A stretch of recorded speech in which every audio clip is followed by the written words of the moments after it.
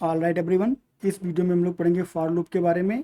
While loop और do while loop हम लोग ऑलरेडी कवर कर चुके हैं, तो वो वीडियोस आप जरूर से देख लें। इससे आपको जो है लूप को समझने में हेल्प मिलेगी और आपको फॉर लूप अच्छे से समझ में आएगा। तो चलिए हम लोग डिस्कस करते हैं फॉर लूप के बारे में। तो फॉर लूप जो है वो एक लूप है और ये मोस्ट कॉमनली यूज्ड जो है वो लूप है, और इसको हम लोग जो है वो कंपेयर करेंगे वाइल और डू वाइल से। तो क्या होता है कि हम लोग अभी तक डिस्कस करते हैं कि जो आपका लूप है उसमें 3 पार्ट होते हैं, और वो 3 पार्ट आपके होते हैं। एक होता है आपका इनिशियलाइजेशन, एक आपका होता है कंडीशन, और फिर आपका होता है इंक्रीमेंट और डिक्रीमेंट का। ये सारे लूप में होता है, तो फॉर लूप में भी है। बट फॉर लूप में क्या है कि फॉर लूप में आपका इनिशियलाइजेशन, इन कंडीशन और इंक्रीमेंट डिक्रीमेंट जो है वो बहुत ही कॉन्साइज तरीके से जो है वो किया गया है, और बहुत ही ये कॉन्साइज लूप है। अगर हम लोग वाइल की बात करें तो वाइल में हम लोग इनिशियलाइजेशन जो है वो अलग करते हैं बाहर कहीं पे, फिर हम लोग जो है वो कंडीशन यहाँ पे लिखते हैं, ये कंडीशन हो गई, और फिर आपका यहाँ पे जो है वो कोड होता है, और फिर यहीं पे आपका जो है वो इंक्रीमेंट और डिक्रीमेंट होता है। तो यहाँ पर जो है ये कॉन्साइज नहीं रहता है। ऐसे ही आपका डू वाइल लूप होता है, तो जैसे आपने यहाँ पे डू लिखा और उसके बाद में आपने यहाँ पे अपना कोड लिखा, और फिर आप यहाँ पे जो है वो इंक्रीमेंट और डिक्रीमेंट का जो है वो लॉजिक लिखोगे, और फिर आप यहाँ पे जो है वो वाइल में कंडीशन लिखोगे, और फिर यहाँ पे आप सेमीकोलन लगाओगे। ठीक है, तो यहाँ पर कहीं आपका बाहर जो है वो इनिशियलाइजेशन रहेगा, और यहाँ पर आपका इंक्रीमेंट डिक्रीमेंट रहेगा, और यहाँ पर आपकी जो कंडीशन रहेगी। बट फॉर लूप के केस में ये सारी चीज़ें जो है वो यहाँ पर बहुत ही कॉन्साइज तरीके से हो जाती हैं। ऐसा नहीं है कि आपको ऐसे ही करना है। फॉर लूप में भी आप जो है वो बाहर कहीं पे इनिशियलाइजेशन कर सकते हो, और फिर आप यहाँ पे कंडीशन चेक कर सकते हो, और यहाँ कहीं पे इंक्रीमेंट डिक्रीमेंट कर सकते हो इस ब्रेसेस के अंदर। बट ये जो इसका कॉन्स्ट्रक्ट बनाया गया है, ये ऐसे ही बनाया गया है कि आप इसको जो कॉन्साइज तरीके से यूज कर पाओ। बट स्टिल आपके पास ये फैसिलिटी रहती है कि आप जो इनिशियलाइजेशन है और जो कंडीशन है, जो इंक्रीमेंट डिक्रीमेंट है, उसको सेपरेट तरीके से भी कर पाओ। तो हम लोग जो है समझ लेते हैं फॉर लूप के बारे में और सारी बातें। तो ये जो है आपका नंबर ऑफ टाइम्स इटरेशन करता है, जो कि सारे लूप करते हैं, और ये जो है वो तब तक एग्जीक्यूट होता रहेगा जब तक कि आपकी कंडीशन जो है वो ट्रू रहेगी। और इसमें जो आपका काउंटर होता है उतने टाइम आपका जो है वो लूप रन होता है। यानी काउंटर का मतलब, अगर आपने यहाँ पे कोई वैल्यू दी है और उसके बाद में वो वैल्यू जो है आपकी, वो जब तक कि ये कंडीशन ट्रू रहेगी तब तक आपका जो है वो काउंटर ये चलता रहेगा, और आपका प्रोग्राम जो है वो ये कोड एग्जीक्यूट करता रहेगा। ठीक है, ये रिपीटिशन इसमें इन्वॉल्व होता है। ऑब्वियसली जो लूप हम लोग यूज करते हैं वो रिपीटिशन के लिए ही यूज करते हैं, और इसके जो मेन पार्ट होते हैं वो होता है इनिशियलाइजेशन, कंडीशन, इंक्रीमेंट और डिक्रीमेंट। और ये पार्ट जो है वो सेपरेटेड होते हैं कॉमा से। तो आपको यहाँ पे ध्यान रखना है कि सारे पार्ट जो है वो कॉमा से सेपरेटेड होते हैं। ठीक है, तो कॉमा सेपरेटेड होते हैं, इसी वजह से आप इनको जो है वो एक साथ भी यहाँ पे लिख सकते हो, और कहीं पे बाहर भी जो है वो लिख सकते हो। तो अब हम लोग चलते हैं और एक फॉर लूप जो है वो बना के देखते हैं कि फॉर लूप किस तरह से जो है वो काम करता है। तो हम लोग चलते हैं विजुअल स्टूडियो पे, और यहाँ पर हम लोग जो है वो लूप बनाते हैं। तो इससे पहले हम लोग जो है वो डू वाइल लूप पढ़ रहे थे, तो इसको हम लोग जो है यहाँ से हटा देते हैं, और हम लोग अपना फॉर लूप जो है उसको बनाते हैं। तो फॉर लूप के लिए आपको यहाँ पे फॉर लिखना होता है, और फिर आप यहाँ पे जो है वो टैब टैब कर दोगे तो आपको जो है वो फॉर लूप का यहाँ पर कॉन्स्ट्रक्ट मिल जाएगा। और बाय डिफ़ॉल्ट जो है ये यहाँ पर आर्गूमेंट की लेंथ को जो है लेके आता है, बट इसको आप जो है वो यहाँ पे चेंज कर सकते हो। आप यहाँ पे कह सकते हो आई तो ऑलरेडी लिखा हुआ है, तो लेस देन, और यहाँ पे आप कर दो 10। ठीक है, तो जब तक आई जो है लेस देन 10 रहेगा तब तक आप यहाँ पे जो है वो CW, और उसके बाद में आप यहाँ पे जो है आई को प्रिंट करवा सकते हो। तो आई की वैल्यू जो है वो प्रिंट हो जाएगी। तो इसको मैं चला देता हूँ, और आपके कंसोल पे जो आई है वो प्रिंट हो जाएगी।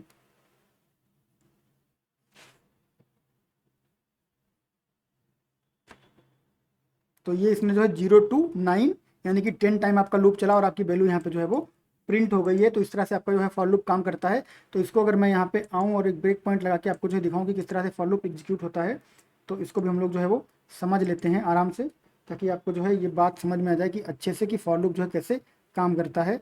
तो यहाँ पर अभी जो है आई की वैल्यू वो 0 रहेगी, और उसके बाद सबसे पहले इनिशियलाइज होता है, तब ये इस स्टेटमेंट पे आता है। एक बार इनिशियलाइजेशन हो गया उसके बाद ये इस स्टेटमेंट पे दोबारा लौट के नहीं आएगा। तो इसने आई प्रिंट किया, अभी इंक्रीमेंट करेगा, कंडीशन चेक करेगा, इनिशियलाइजेशन पे कभी लौट के नहीं जाएगा, क्योंकि इनिशियलाइजेशन एक ही बार होता है। और जब तक ये कंडीशन आपकी जो है वो ट्रू रहेगी तब तक आपका जो प्रोग्राम है वो लूप रन करता रहेगा। और उसके बाद जब कंडीशन जो है वो फॉल्स हो जाएगी तब आपका जो प्रोग्राम है वो इस लूप को टर्मिनेट कर देगा। तो यहाँ पे देखिए I7 हो गया है, और उसके बाद में आपका i 8 हो जाएगा और i इस बार 9 हो जाएगा और अब आपका i जो है वो 10 हो जाएगा और 10 होते ही आपका जो i है वो आपका बाहर निकल, अभी तक 9 है, अगली बार हम लोग जाएंगे यहाँ पे तो प्लस प्लस होगा तो 10 हो जाएगा, 10 होते ही आपका लूप जो है वो टर्मिनेट हो जाएगा। तो देखिए हम गए इंक्रीमेंट किए तो i अभी आपका कितना हो गया, i जो है वो 10 हो गया और यहीं से आपका लूप जो है वो टर्मिनेट होकर बाहर निकल जाएगा।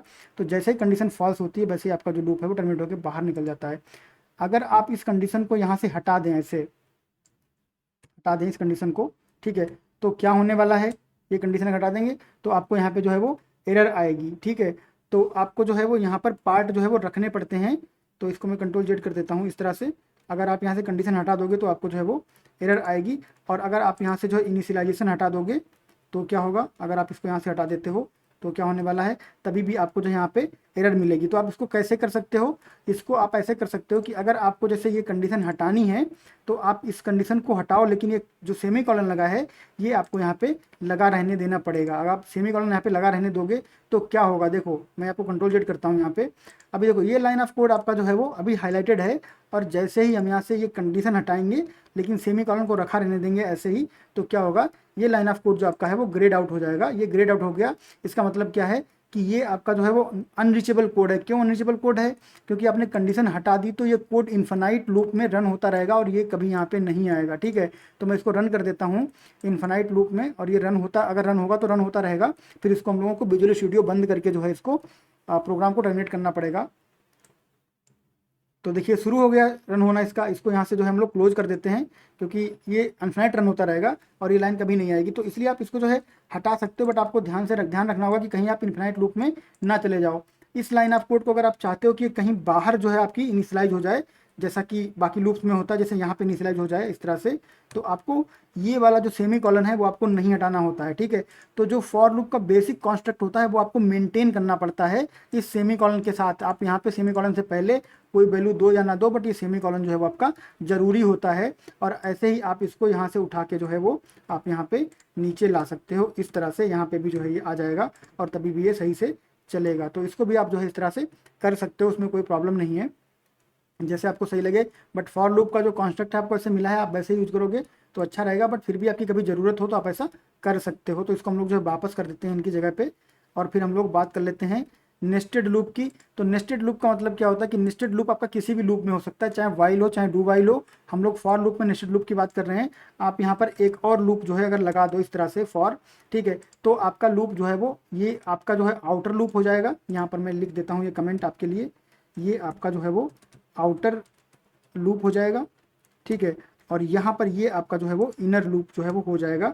तो कभी अगर आपकी ऐसी कंडीशन ऐसी सिचुएशन आए प्रोग्रामिंग में तो आप जो है इनको इस तरह से यूज कर सकते हो, चाहे आपका वाइल हो चाहे डू वाइल हो और चाहे आपका फॉर लूप हो और चाहे आपका कोई और लूप हो, उसको आप यहाँ पर जो है वो यूज कर सकते हो इस तरह से नेस्टेड लूप की तरह।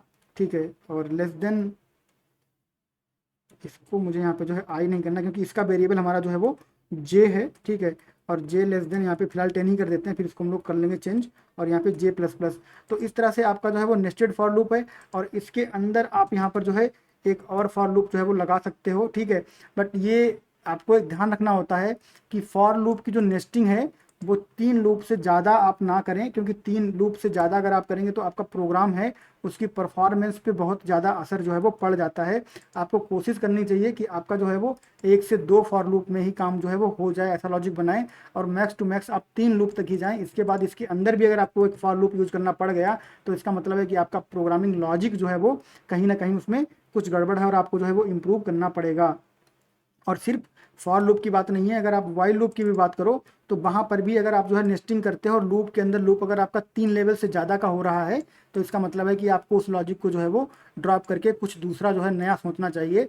आपको जो है इतने ज़्यादा इनर लूप नहीं यूज करने चाहिए, क्योंकि क्या होगा, इससे आपकी जो प्रोग्राम की इफिशियंसी है वो बहुत ज़्यादा घट जाएगी। ठीक है, तो अब हम लोग क्या करते हैं, इन दोनों लूप को हटा देते हैं, क्योंकि मैंने समझाने के लिए बताया था कि कितना नेस्टिंग आपको करना है कितना नेस्टिंग नहीं करना है। तो 3 से आगे आपको नहीं जाना है, कोशिश करो कि आप 3 तक भी ना जाओ, बट अगर जाना पड़ता है तो 3 तक आप जा सकते हो, बट 3 के आगे आपको नहीं जाना चाहिए। आपको विचार करना चाहिए कि आप अपने लॉजिक को कैसे करेक्ट कर सकते हो।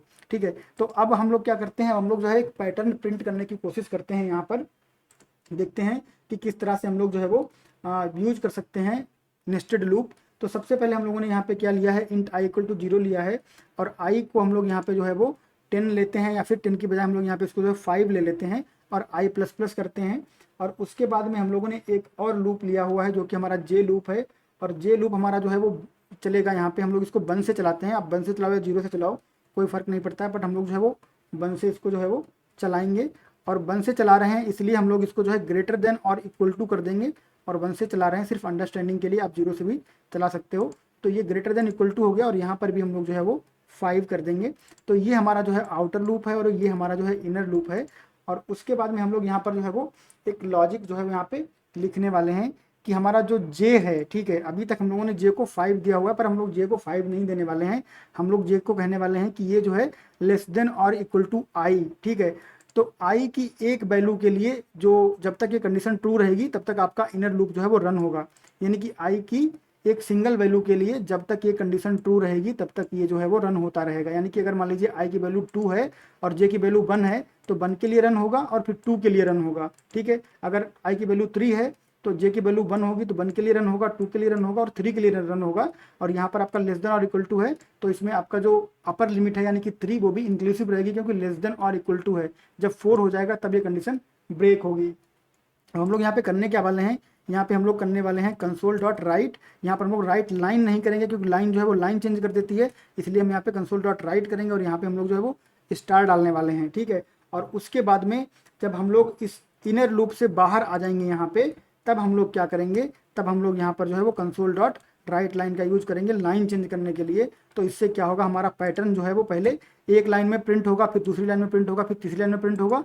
तो हमारा पैटर्न जो है वो आपको दिखेगा कि किस तरह से प्रिंट हो रहा है। अगर आप यहीं पे कंसोल डॉट राइट लाइन लिख दोगे तो आपका जो स्टार है वो हमेशा लाइन चेंज करता रहेगा और आपका पैटर्न नहीं बनेगा, ठीक है। तो अब हम लोग क्या करेंगे, हम लोग जो है इसको बारी बारी से जो है वो रन करवाएंगे। और इसको मैं यहाँ पे क्या करता हूँ, इसको मैं जो है वो चला देता हूँ,